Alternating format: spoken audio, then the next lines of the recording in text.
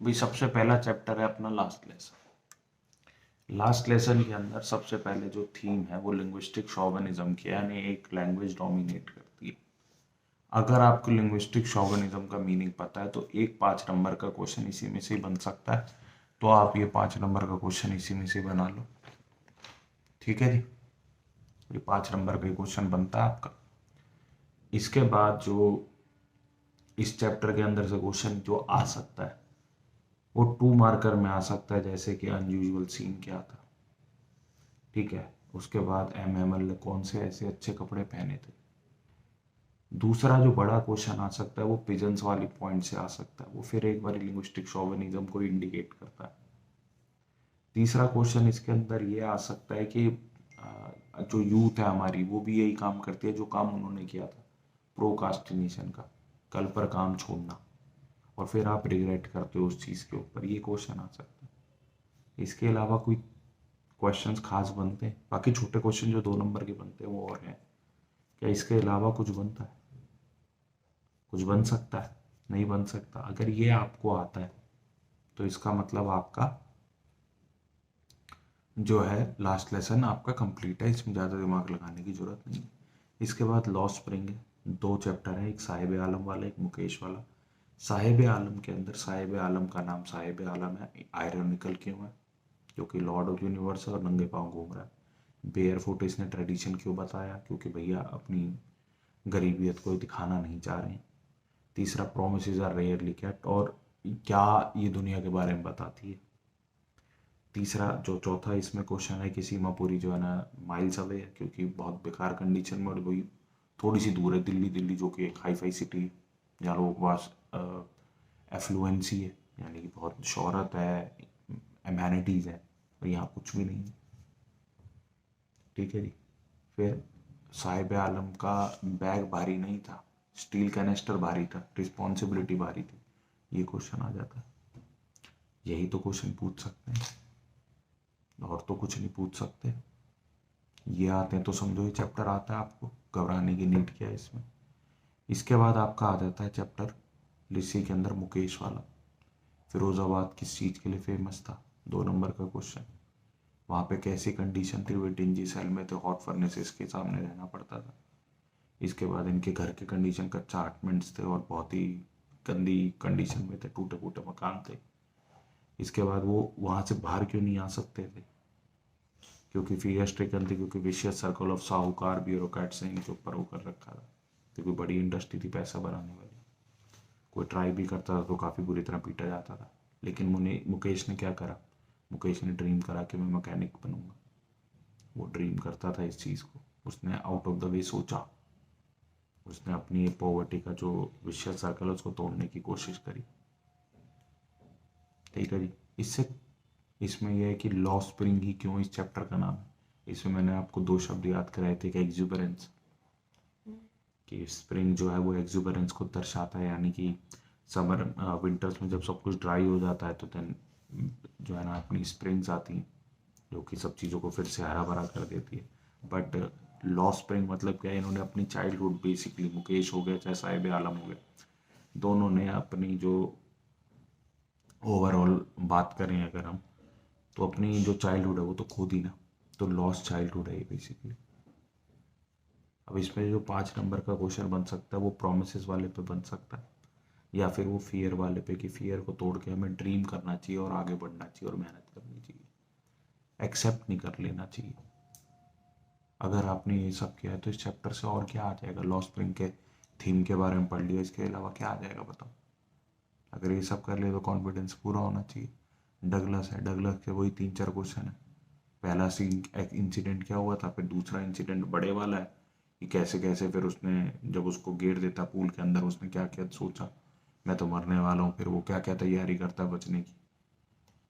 ठीक है जी। फिर उसके बाद उसने अपने डर को कैसे ख़त्म किया।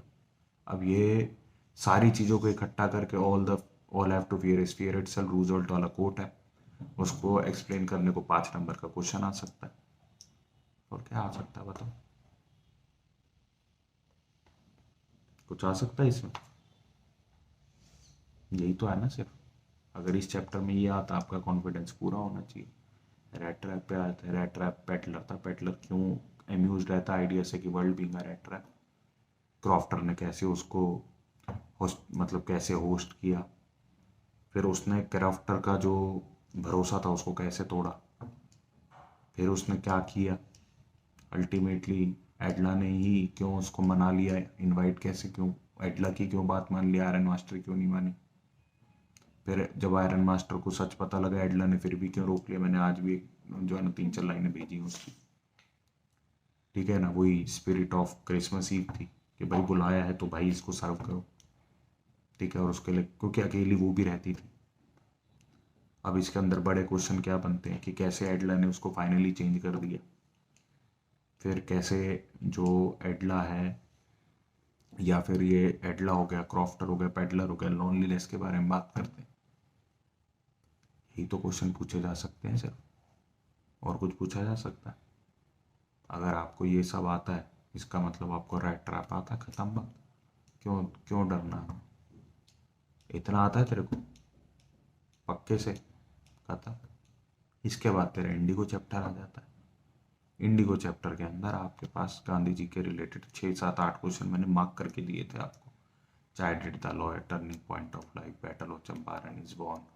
ठीक है, और वो अपने कृपलानी और मलकानी वाली एक्स्ट्रॉर्डनरी करेज, हार्बर वाला, और Rajkumar Shukla is a resolute, वो सब क्वेश्चन आने हैं 2 नंबर में तो। और गांधी जी के पॉजिटिव पॉइंट्स, वैल्यूज, जो आज 3 क्वेश्चन मैंने भेजे कर लिए ना, वो 3 बड़े क्वेश्चन। तो 3 क्वेश्चन और ये क्वेश्चन अगर याद है समझो खत्म बात।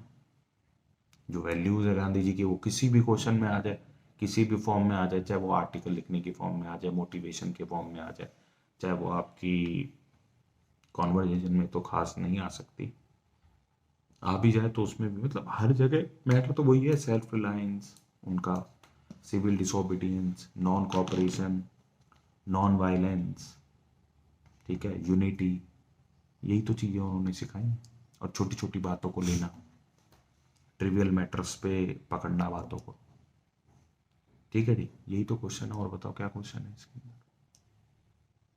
5 चैप्टर अभी तक हमने बताया, क्या ये 5 चैप्टर आपने ऐसे ही करे? क्या ये सब कुछ आता है आपको? हाँ। जब अगर ये सब कुछ आता है तो कॉन्फिडेंस की कमी क्या है? तो कॉन्फिडेंस की कमी नहीं होनी चाहिए। तब आपको ये सब कुछ आता है और इसी में से ही पेपर आएगा। कोई सा सैंपल पेपर उठा के देख लो, इतना ही डर लग रहा है तो कोई सा भी सैंपल पेपर उठा के देख लो। आपको एग्जाम आइडिया के सैंपल पेपर भेज दिए, आपको ओसवाल के सैंपल पेपर से, आप सैंपल पेपर उठाओ देख लो। टुगेदर के भी कुछ आपने ही भेजे थे एक्सट्रैक्ट वगैरह, वो देख लो। ठीक है भाई। इसके बाद छठा चैप्टर आता है poet and pancakes. Poet and pancakes के अंदर फियर इमेजरी का क्वेश्चन कि भाई इतनी सारी लाइटें वगैरह थी वहाँ पे जिसकी वजह से, और मिरर्स थे जिसकी वजह से बहुत गर्मी फिर महसूस करनी पड़ती थी। लॉयर ने कैसे एक लड़की का करियर तबाह कर दिया। कोथामंगलो सुब्बू से सब क्यों जलते थे जबकि वो तो बड़ा ही अच्छा आदमी था। ठीक है, उसके बाद द गॉड दैट फेल्ड वाला जो सीन था वो, और लास्ट में कम्युनिज्म के बारे में जो भी है स्टीफन स्पेंडर को लेके, और अशोकामित्रन को क्यों कहा जाता था, मतलब राइटर को खुद को क्यों कहा जाता था कि वो यूजलेस काम करता है, ऐसा लगता है। इसके अलावा कुछ है इसमें? और उसके बाद मेकअप डिपार्टमेंट के अंदर हायरार्की कैसे फॉलो होती थी, और एक उनके जो हेड थे वो अलग अलग प्रदेशों से थे। कोई मद्रास से था, फिर सेकंड वाला पता नहीं बंगाल से था, तीसरे वाला पता नहीं कहाँ से था। ये 7-8 क्वेश्चन ही था, और इसमें से कोई बड़ा क्वेश्चन खास बनता है सिर्फ सुब्बू के ऊपर बन सकता है कि सुब्बू एकदम सिंपल आदमी था फिर भी उसके, यानी सुब्बू का करेक्टर स्केच है। ये 7-8 ही तो क्वेश्चन है इसके, और है क्या? इंटरव्यू के आज 7-8 क्वेश्चन तुमको भेज दिए, उसमें बड़ा क्वेश्चन खास बनता भी नहीं। इसके बाद और कौन सा चैप्टर है? ये सारे हो गए ना अभी इसमें तो। इंटरव्यू के बाद going places. Going places, Sophie agency वाला। सोफी एजेंसी में एक ही क्वेश्चन है बेसिकली तो, सोफी और एजेंसी के बीच का कंपैरिजन, और ज़्यादा से ज़्यादा कि सोफी टीनेज, आज की टीनेज को दिखाती है। पहली कराती पोएम्स के अंदर आप सबके जो हमने एट अ ग्लांस भेज रखे, सिर्फ एट अ ग्लांस याद कर लो, पूरी पोएम आंसर लिखा होगा। पोएटिक डिवाइस कर लो, भेज रखे। ठीक है, एक्सट्रैक्ट्स हैं वो कर लो, बस सबके एक्सट्रैक्ट्स पढ़ लो। उनके साथ के जो क्वेश्चन आंसर अभी भेजूंगा मैं आपको, बस वो कर लो। ये कर लिया समझो आपको भाई उसके बाहर से कोई क्वेश्चन आ ही नहीं सकता, कहीं से भी नहीं आ सकता। वर्ड मीनिंग जो हर चैप्टर के भेज रहा हूँ मैं कह रहा हूँ नंबर एक भी नहीं कटेगा, मैं 100 में 100 आ जाएंगी फिर। सिमिलरली आगे के चैप्टर जितने भी आज के चैप्टर है सबके क्वेश्चन आंसर्स भेजे हैं मैंने। अगर वो अभी तक आपने कंप्लीट कर लिए थर्ड लेवल से लेके फाइनली जितने भी चैप्टर है मेमोरीज ऑफ चाइल्डहुड, सबके मेरे को लगता है हार्डली दो तीन क्वेश्चन है बड़े वाले, और छोटे वाले चार पांच क्वेश्चन जो पूछे जाते हैं बार बार, और जो पूरे चैप्टर को कवर भी करते हैं। इनके अलावा कुछ है? अगर वो सब कुछ कर लिए हैं आपने तो कॉन्फिडेंस क्यों नहीं है? तब तो कॉन्फिडेंस पूरा होना चाहिए। अगर ये सब कुछ आपने किया, ये सब कुछ कर लिया आपने, नहीं, इसमें से क्या नहीं किया? थर्ड लेवल के बड़े वाले क्वेश्चन नहीं किए अभी। थर्ड लेवल के बड़े वाले क्वेश्चन कर लो। एक उसमें टाइम एंड स्पेस का इंटरसेक्शन है, वो है नहीं क्या? बताओ। प्रेजेंट में है, सैम का लेटर पास से इसके पास प्रेजेंट में आता है तो टाइम एंड स्पेस का इंटरसेक्शन नहीं होता। और दूसरा सबसे इंपॉर्टेंट क्वेश्चन, प्रेजेंट डे में काफ़ी लोग हैं, ये सच्चाई है कि हम हार्श रियलिटीज से दूर भागना चाहते हैं, तो हम एस्केपिज्म का सहारा लेते हैं, यानी कुछ ऐसी पास्ट में जीने लग जाते हैं या फ्यूचर में जीने लग जाते हैं। कई लोग हैं कि वो सोचते हैं कि हम यार टाइम ट्रैवल करके पास्ट में पहुंच जाए। कई लोग हैं यार मेरे पास फ्यूचर में कोई सुपर पावर आ जाए। समझ रहे हो बात को? मेरे को भी एक स्पाइडर काट जाए, मैं भी स्पाइडरमैन बन जाऊँ, ऐसा है। मेरे को भी चमगादड़ खा जाए, मैं बैटमैन बन जाऊँ, तो मतलब है कि नहीं? तो यही सोचते हैं मैं वंडर वुमन बन जाऊँ, लाइटनिंग सी लोगों को ये। ठीक है, तो ये दो क्वेश्चन ही तो याद करने तेरे को थर्ड लेवल से, और है क्या?